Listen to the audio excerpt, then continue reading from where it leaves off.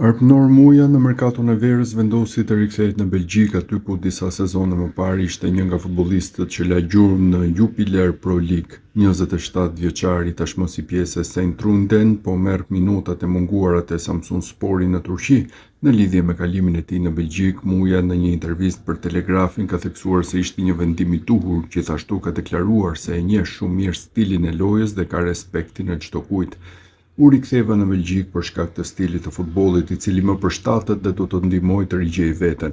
Vendimi ishte i lehtë edhe sepse ndjeva që ishte momenti i duhur për një hap të tillë. Belgjika është një ambient ku ndihemi vlerësuar, e njoh mirë stilin e lojës dhe kam bindjen që këtu mund të tregoj potencialin tim maksimal, ka theksuar futbollisti i kombëtares.